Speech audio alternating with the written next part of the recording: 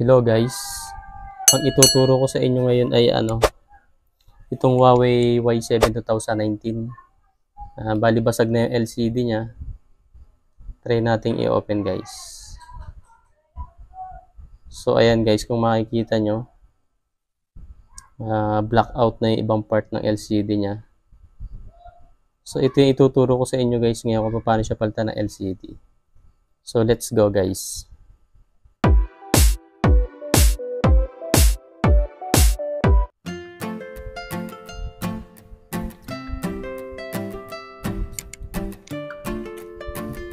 Tanggalin muna natin tong guys, SIM tray.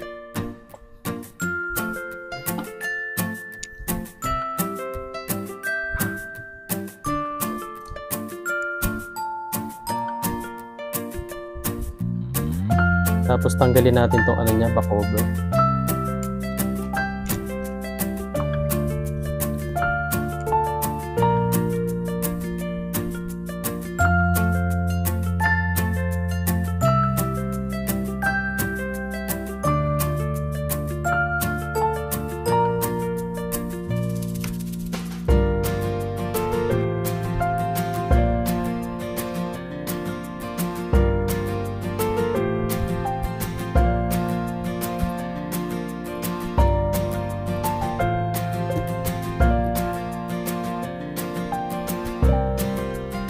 Tapos tanggalin natin tong tong cover niya dito.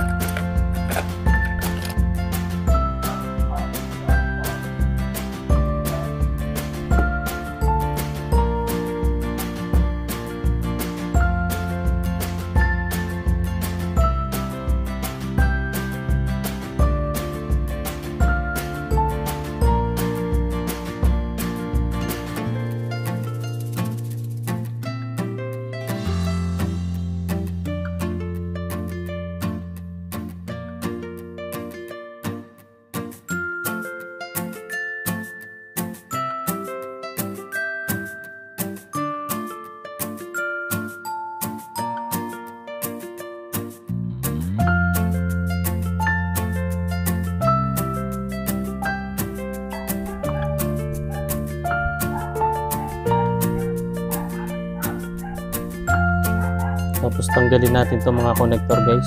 Unahin natin itong connector ng battery.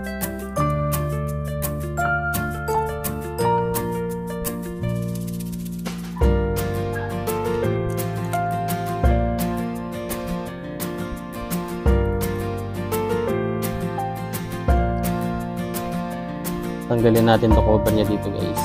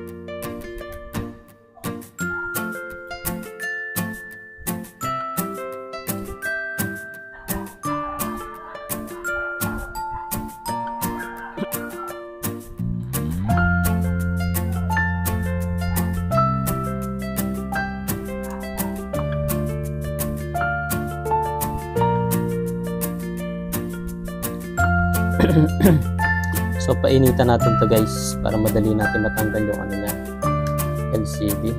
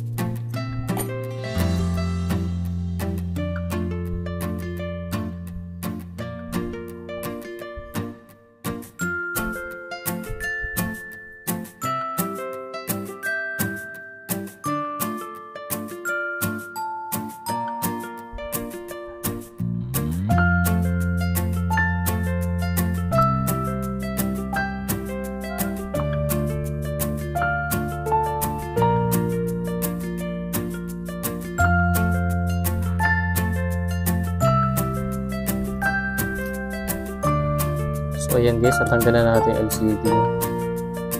So ito yung papalitan natin guys.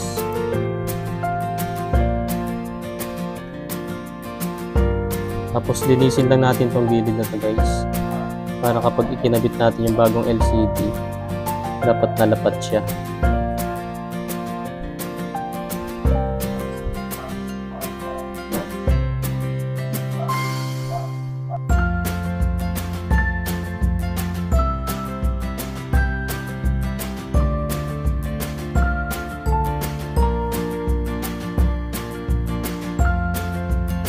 So, ito yung nabili nating ano guys, LCD. So, ito yung ikakabit nating bagong LCD guys. Tapos, ito yung luma.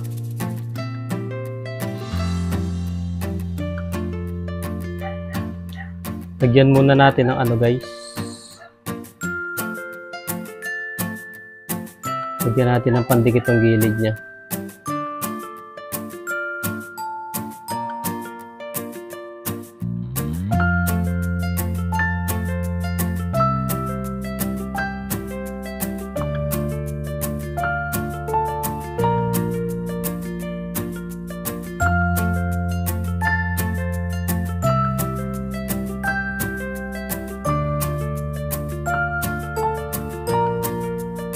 Kabit na natin itong LCD guys.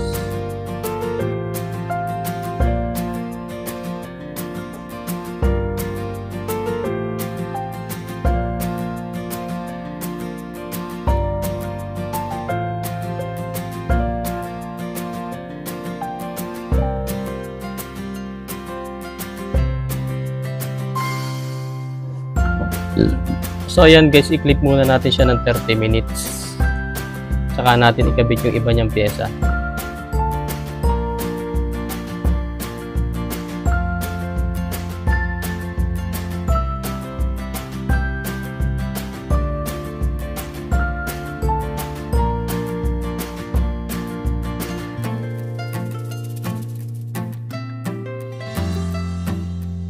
So ayan guys, i-clip muna natin siya ng 30 minutes. After 30 minutes, saka natin tanggalin tong ano niya, clip, para kapit na kapit yung LCD guys. Tsaka natin ikakabit yung ano niya, yung ibang pyesa, kasi medyo marami-raming pyesa to guys. Kung ikakabit muna natin tong iba niyang pyesa, tsaka natin siya lalagyan ng clip, may tendency na matuyo agad yung ano niya, yung pandikit. Tapos pag nilagyan natin siya ng clip, may tendency hindi na siya dumikit guys. So para lapat na lapat yung LCD, ginamitan muna natin siya ng clip. So ayan guys, magantay lang tayo ng ano, ng 30 minutes para kumapit yung pandikit niya.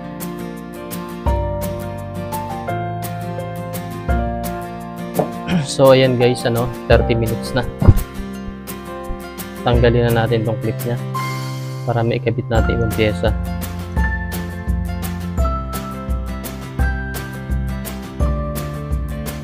So,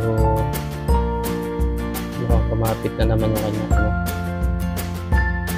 pandikit.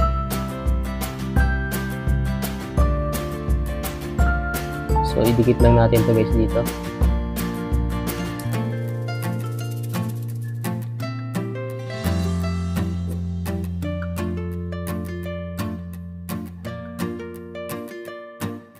So, kabit na natin ito guys, yung kanyang charge port.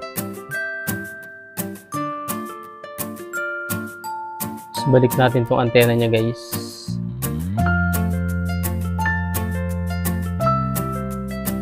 Tapos itong main connector niya.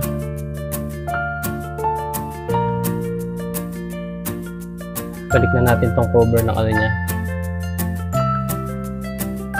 cover ng kanyang charge port.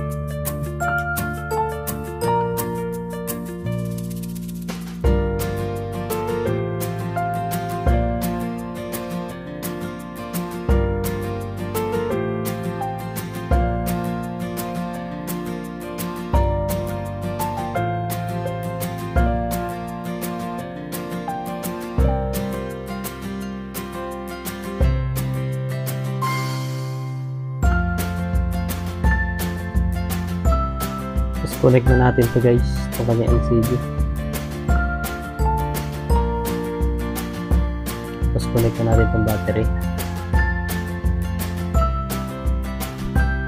Tapos testingin muna natin guys. So lobat siya guys, kailangan natin i-charge. Kuha tayong charger.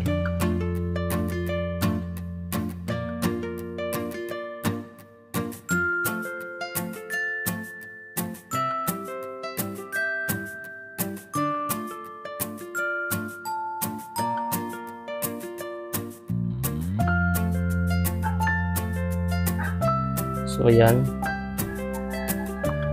mukhang okay naman yung nabili nating LCD.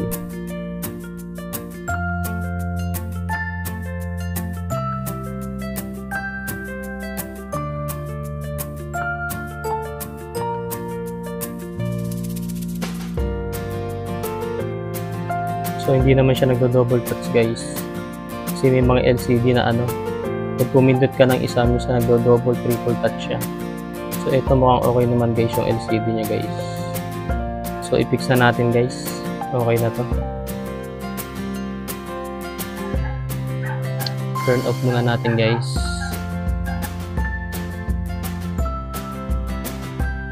So ayan guys. Balik na natin tong niya. Sa fingerprint niya. So guys.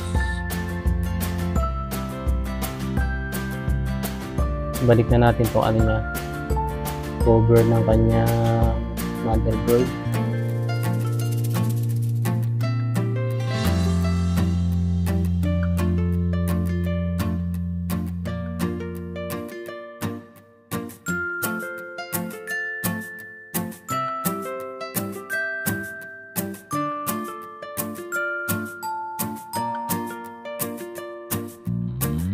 Ayan guys, ibalik na natin yung back cover niya.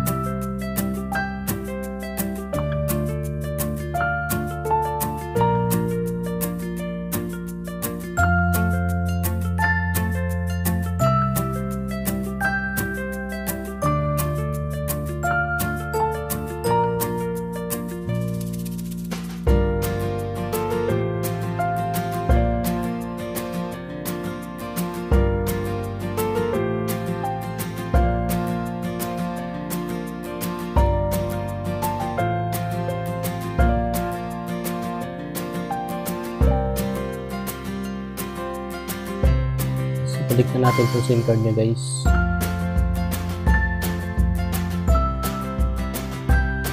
Guys, testingin natin guys.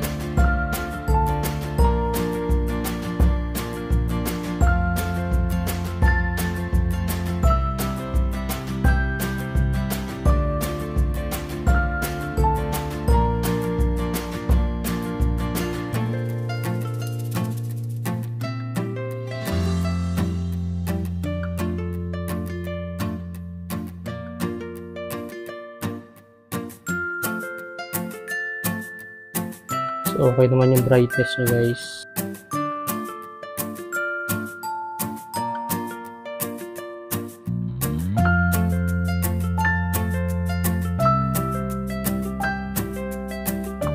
So, okay naman yung wifi niya, yung kanyang signal. So, ayun guys, salamat po sa panonood guys. Paki-subscribe na lang po yung ating YouTube channel. Paki-like and share na rin po. Salamat po sa panonood guys. Sana may natutunan kayo sa ating bagong video.